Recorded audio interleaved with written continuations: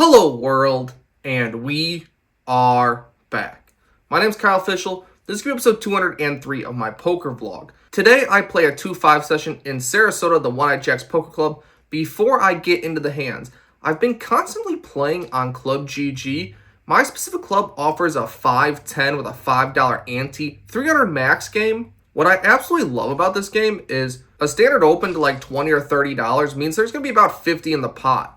And you could just jam 300 and basically win $50 outright, break free for free, and build a stack pretty easily. Even hands that go post-flop get pretty big pots with very shallow stacks behind to play for, and very straightforward to be honest. If you're able to handle the swings and a little bit of variance, I highly recommend trying out this game. It's very winnable. I myself was able to pull $1,700 on a $300 max buy-in game, so definitely a fun game. Obviously, ace-king, we get it all in pre, get called by two hands. Hit a king, make a bunch of money, easy game. Message me on Telegram or Instagram if you're interested in playing this game.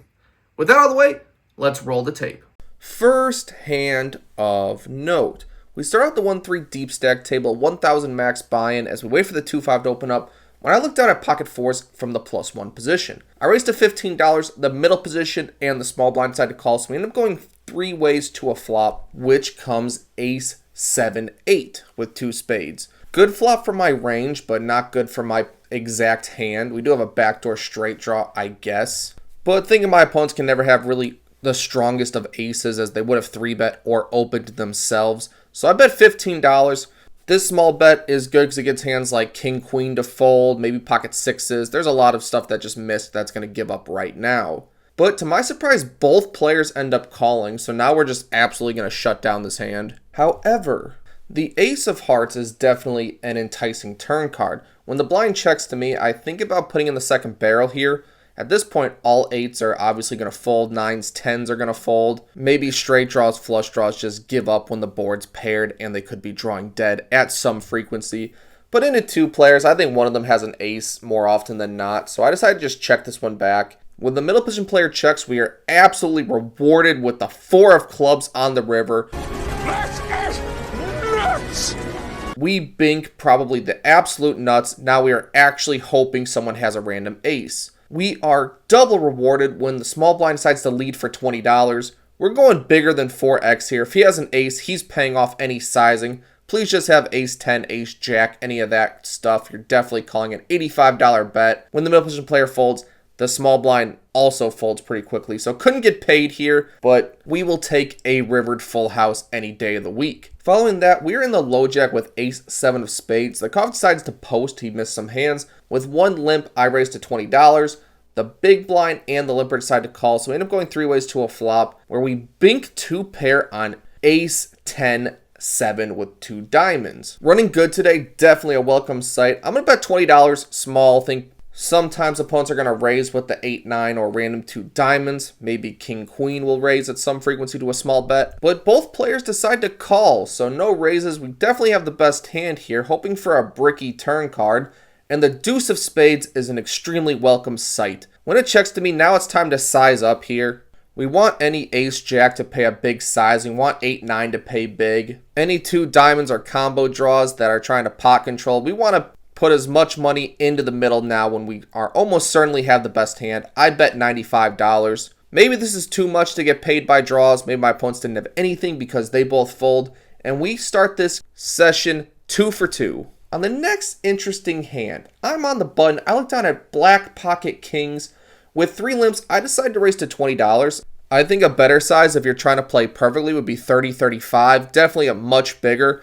But I had actually gotten a few walks at this table, so trying to get some action with pocket kings. $20 is the bet, and we get much more action than we were anticipating as the big blind calls and all 3 limpers call. So I'm going 5 ways to a flop. Even in the moment, I'm actually telling myself that if this is an ace-high board, we're not going to go crazy. We gave the weak aces a good price to continue, so we can't be mad when the flop is ace. Surprise, motherfucker. 5-3-2 diamonds.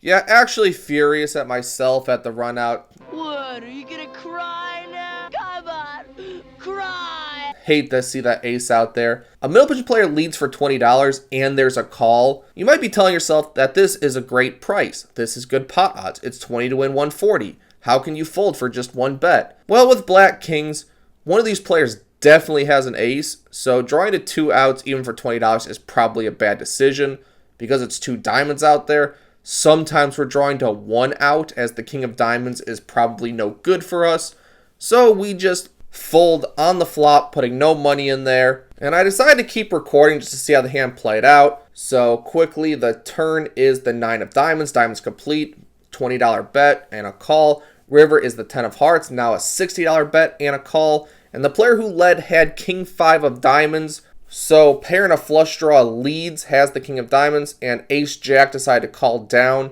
So we were definitely behind the ace. So yeah, maybe if one player leads, we peel one and see what develops. When 2 players show interest in the hand, at least one of them has to have an ace, right? We win a smaller, less notable pot. Before one of these smaller, less notable pots I'll actually go over. I have pocket 10s in the +1. With 1 limp, I raised to $15. The button and the big blind and limper call, so we end up going 4 ways to a flop, which is 9-7 deuce with 2 spades. Since we have an overpair that is likely good but vulnerable, we are sizing up here. More than half pot, we do $40 into 60. Think 9x, 8-6, all spades, all peel for this sizing, but is behind, so like the sizing. But everyone folds, we take one down. That's moving in the correct direction. Let's see if we can keep this one going. I looked down at ace-jack offsuit from the under the gun spot. I raised to $15. The hijack, cutoff, and big blind side to call, so similarly to all the hands that have gone today, it's going massively multi-way, and we get a jack 3 deuce 2 club board. Top pair, top kicker. We're betting into 3 people, so we don't really want to go too big, but we likely have the best hand, and it could use some protection against straight draws, flush draws, so we bet small for $15. To this bet, the hijack decides to call, and everyone else folds, so we end up going heads up to a turn card, which is the 6 of spades. Being out of position here is quite bad. There are some times we get blown off our equity when betting, but betting gets us paid by like jack queen, jack 10.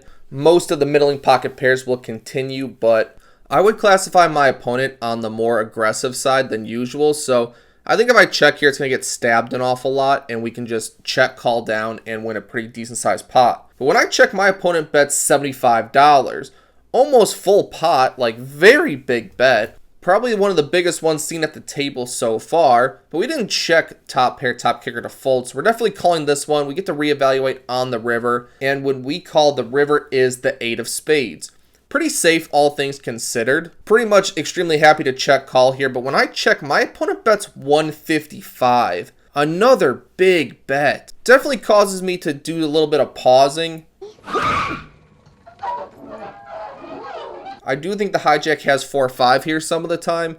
That hand definitely just calls pre-flop, probably calls on the flop with open-ended, and then is just going to bet when they make their straight. Makes perfect sense. But we have to ask ourselves if we gave our opponent rope to bluff and if they have the ability to bluff. This opponent definitely has the ability to bluff, and we checked turn, checked river. I think we've definitely given him enough incentive to bluff, and there are a ton of bluffs out there.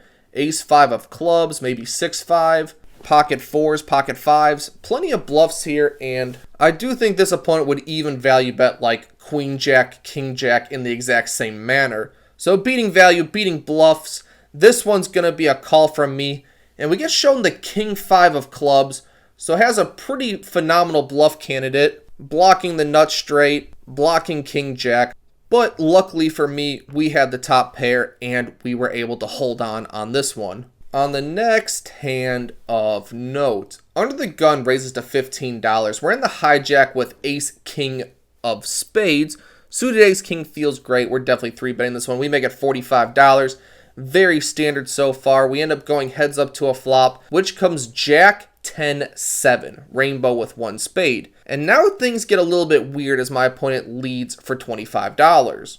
I think this lead is like 1 pair at best. Maybe he's got like queen jack and wants to find out where he's at. Well, because I 3-bet and then got led into on the flop, we definitely have aces, kings, maybe jacks here for the nuts. And with my exact hand of 2 overs plus gut shot plus backdoor flush draw, we are going to raise this one. We make it $85, and my opponent looks mortified instantly. So we're very confident in this move. My opponent eventually shows me pocket queens and then lets it go. Sure, he's going to watch the vlog and see this one, so queens were definitely ahead, but I still had a ton of equity to crack them, and I wasn't going to give up on brick turn cards. On the first hand at the 2-5 table, look down at a PLO double board bomb pot. These often don't make the vlog, but sometimes they're just very interesting. We look down at ace, king, queen, 6 with 2 diamonds, which I think is a pretty good PLO hand, although I am no expert. When 8 players put $10 in pre-flop, the top flop is jack 10, 3. We have a wrap, and the bottom one is king 7 deuce with 2 diamonds. So we do have top pair, top kicker, plus the nut flush draw. We've got a pretty good hand on both boards, I would say. A mistake I think a lot of people make is they think there's just pot or check as your options in PLO double board.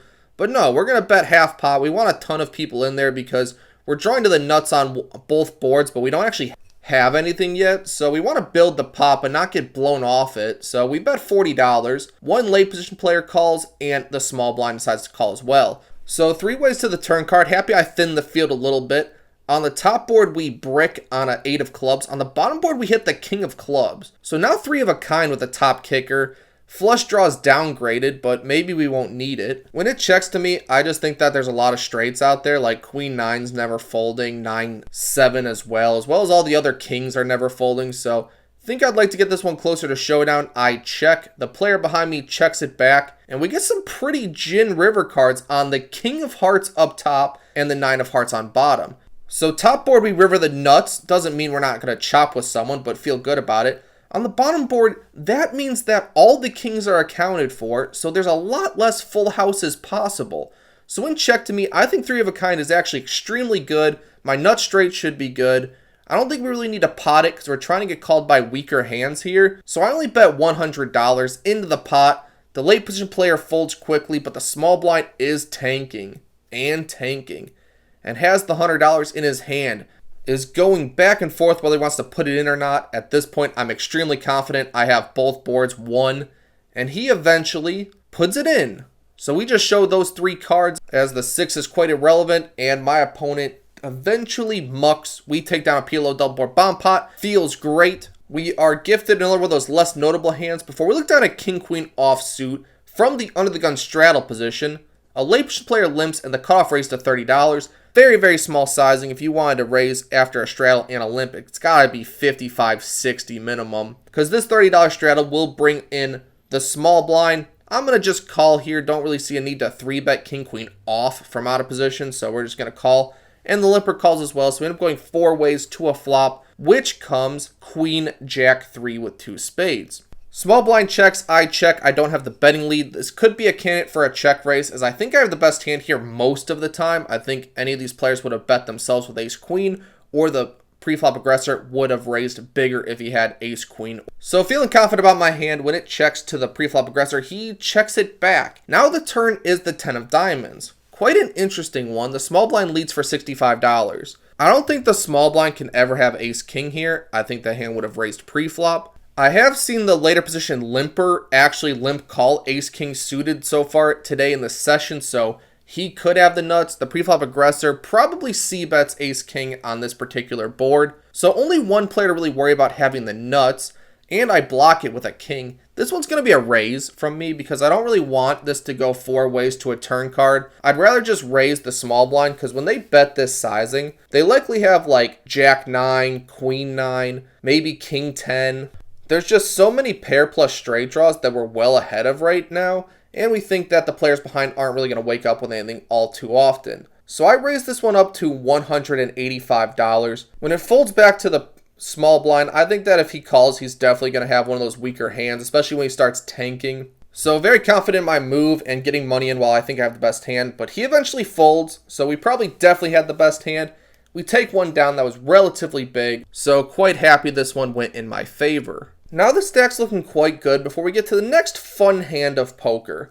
I look down at 7 deuce of clubs in middle position. Some players at the table were playing the 7 deuce game. We gotta get in on that action, right? So I raised to $20 for middle position. The button and the big blind decided to call, so I'm going 3 ways to a flop, which comes 10, 9, 6 rainbow with 1 club. This board doesn't really connect with my pre-flop opening range all too often, But I suppose with our exact hand of 7 deuce, we couldn't ask for more than a gut shot and backdoor flush draw. Which means we're going to bet it because we can't win the 7 deuce game by checking. I bet $20. The button is the only caller. Big blind folds.